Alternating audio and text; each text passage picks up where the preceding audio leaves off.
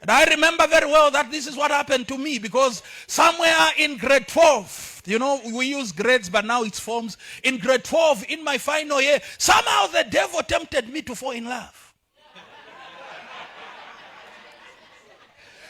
So I fell in love. But I knew that at that point, love was prohibited in my home.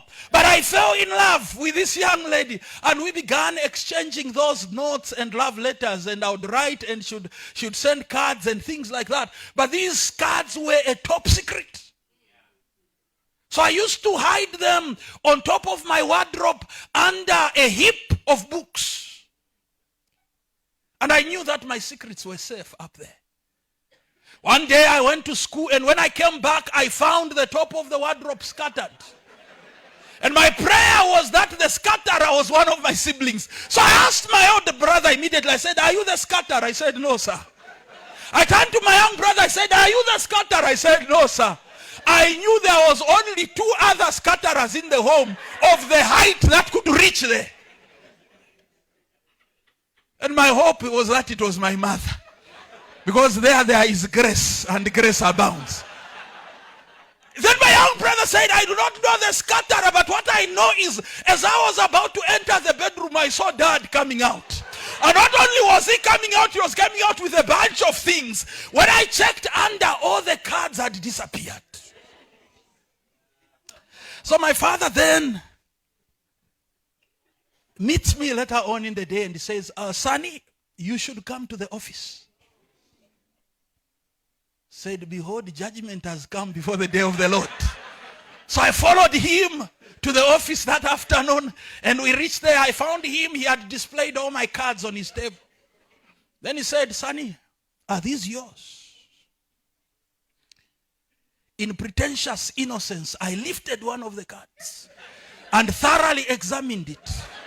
And I said, "This is Daniel, my classmate." "Yeah, this is Daniel, my classmate. He's in love, but then he fears the parents, so he gives me his cards to keep for him." My dad looked at me, and I was worried for what was going to come, but he looked at me, and he had a smile on the corner of his mouth, something that told me that this was nothing new to him under the sun. And he smiled at me and said, "Listen, Sonny, these are your cards. These are your cards." The smile comforted me, so I didn't retaliate with a lie. I kept quiet in a silence that admitted guilt. Says, "These are your cards." Says, "Listen, Sonny. Now, we lived in a small town, which Dad would want to classify as a village, but it's a little town." So he says, "Sonny, there are 2 options here. If you want, you can continue with this relationship. Probably what will happen is that you are going to get involved with this girl, and later on, she may even fall pregnant. And if she falls pregnant, I can assure you that chances are, firstly, you are in your final year of school. You will be disturbed, and most likely you are going to fail. And when you are going to fail, because people that are failing in one thing have a way of compensating in another. So as you are failing in your grades, you compensate in love and become very romantic. So you might end up with this girl pregnant. And when she falls pregnant, because you have failed and you are now a young father, you end up as a village man with a village wife and village children, and retire here in the village with everything here." That's option number 1. Option number 2 is that you can decide to tell this girl that if you really love each other, you put this relationship on hold. And you are going to study very hard. Let her study very hard. You pass and go to Lusaka, to the University of Zambia. Let her go to the University of Zambia, graduate, and then you can marry each other as graduates living well in Lusaka. But if she fails to go to Lusaka, I want to promise you something, Sonny, because I met your mother in college, and you can see what we have turned out to be, the 2 of us. I can tell you that there in Lusaka, there are beautiful young ladies that are brilliant. Now, I remember the words very well. You said that are brilliant and know how to bath.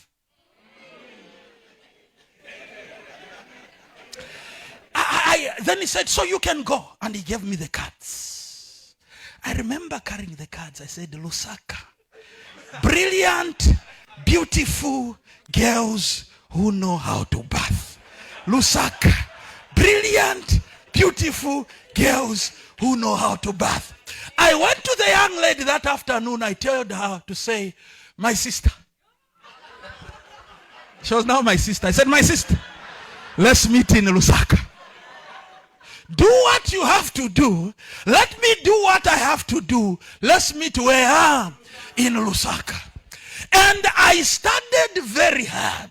I remember writing in the corner of my class. Now don't go and do the same. But I wrote in the corner of my class where I used to sit. I wrote there UNZA suspect. That is University of Zambia suspect. By the time the results were out, I remember meeting my headmaster in the school orchard. The results were out. I did not know what I had gotten, but I was very sure that my certificate should be littered with distinctions. If I have failed, it must be a merit. So I'm passing through the school orchard and I see the headmaster coming, and it was in the evening. So I want to bypass him because, you know, people are already always scared of the headmaster. There could be some scene that was not cleared. So as I'm moving to the side, the headmaster looks at me and he says, Kabani. I say, yes, sir. Says, is that you, my boy?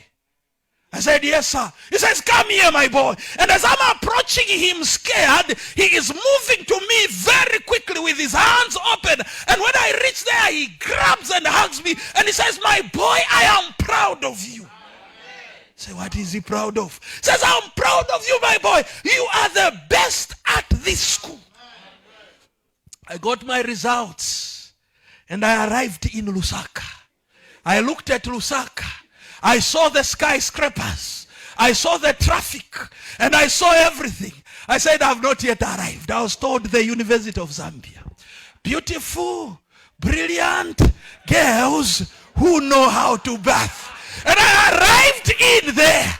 I registered in there. And I can tell you that when I arrived at the University of Zambia the first day, my head was like a flag, turning left, right, and center. I was overwhelmed by what I saw. And I went to my mother, because she was also at UNZA that time. I asked her, Mommy, can I now fall in love? She said, not first year. I said, but you said Lusaka. Says not first year.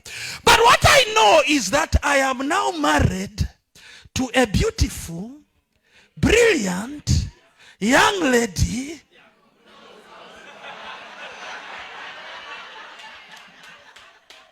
Now what saved me was a father who could search my bedroom.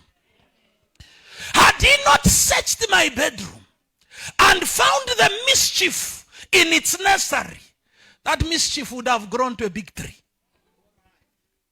So a committed parent will do everything that is done. We say prevention is better than cure.